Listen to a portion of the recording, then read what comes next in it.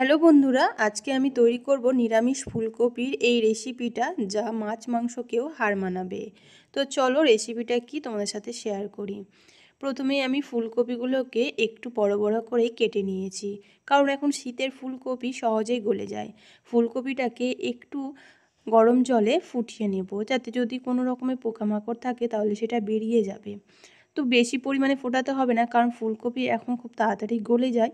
তাই জন্য একটু হালকা ফুটে এলেই এটাকে একটা ছাঁকনির সাহায্যে আমি তুলে নিলাম। পুরোটাই জল ঝরিয়ে এক সাইডে তুলে রেখে দিলাম।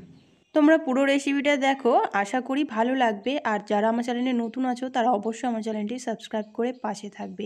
সব ভাপানো ফুলকপিগুলো এক এক করে আমি তুলে রেখে দিলাম। আর এইদিকে দেখো ডুমো ডুমো করে আলুগুলোও কেটে নিয়েছি, যেটা আমি এই ফুলকপি রেসিপিটাতে ইউজ করব।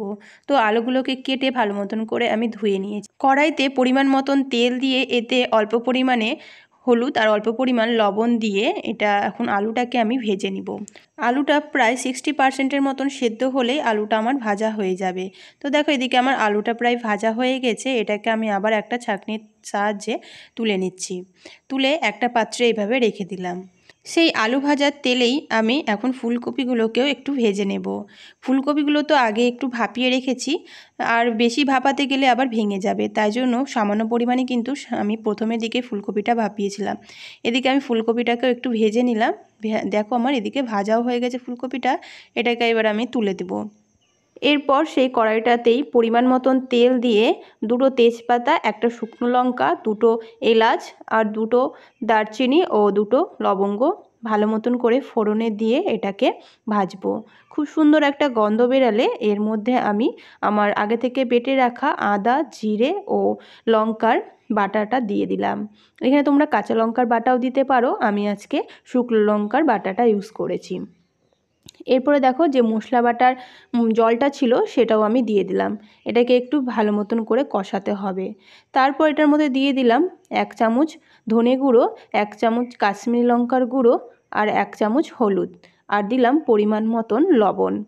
তো এটাকেও ভালো মতন করে এবার কষাতে হবে। এখানে আমি জিরে গুঁড়োটা ইউজ করিনি, কারণ আমার বাটা মশলার মধ্যে কিন্তু জিরে বাটা ছিল, তাই জন্য।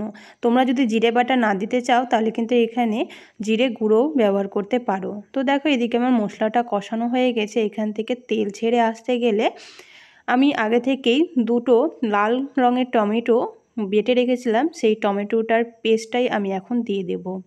তো এই টমেটোর পেস্টটা দেওয়ার পর যদি তোমরা টমেটো না দিতে চাও তাহলে কিন্তু এখানে টমেটোর যেটা কেচাপ হয় টমেটোর সসের, সেটাও কিন্তু ব্যবহার করতে পারো, তাহলে কিন্তু বেশ সুন্দর একটা কালার আসবে।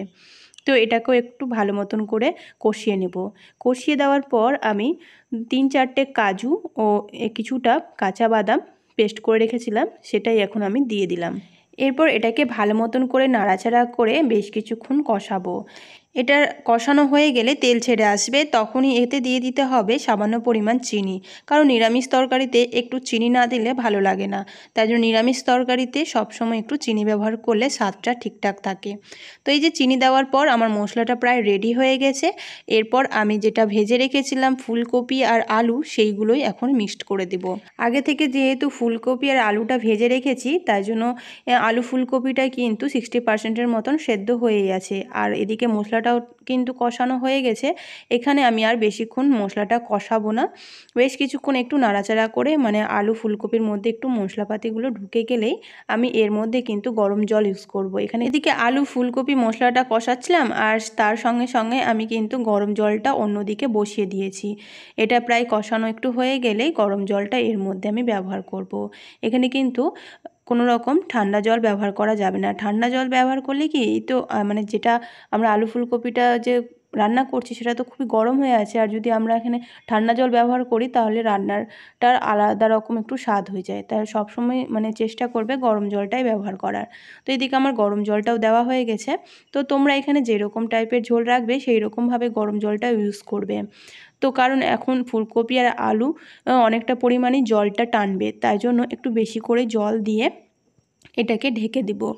2-3 মিনিট পর ঢাকনাটা দিয়ে ঢাকনাটা খুললেই দেখা যাবে ফুলকপি আর আলু অনেকটাই জল টেনে নিয়েছে এবং গ্রেভিটা অনেকটাই ঘন হয়ে এসছে। এরপর আমরা দেখে নেব যে আলু ফুলকপিটা ভালো মতন করে সেদ্ধ হয়েছে কিনা। আলুটা ভালো মতন করে সেদ্ধ হয়ে গেলে আমাদের তো এই দারুণ স্বাদের আলু ফুলকপির নিরামিষ রেসিপিটা তৈরি। এই নিরামিষ আলু ফুলকপির রেসিপিটা কিন্তু লুচি বা পরোটা দিয়ে কিন্তু খেতে ভীষণই ভালো লাগবে, সাথে পোলাও বা ফ্রাইড রাইসের সঙ্গে তোমরা খেতে পারো। তো তোমাদের কাদের কাদের এই আলু ফুলকপির রেসিপি ভালো লাগলো অবশ্যই কিন্তু কমেন্ট করে জানাবে। আর ভিডিওটি ভালো লাগলে অবশ্যই ভিডিওটিতে একটি লাইক দেবে। আর যদি নতুন বন্ধু হয়ে থাকো তাহলে অবশ্যই চ্যানেলটি সাবস্ক্রাইব করে পাশে থাকবে। আর যদি খুবই ভালো লেগে থাকে তাহলে অবশ্যই বন্ধুদের সাথে শেয়ার করবে। তো এই যে আমার রেডি নিরামিষ আলু ফুলকপির দারুণ স্বাদের একটি রেসিপি।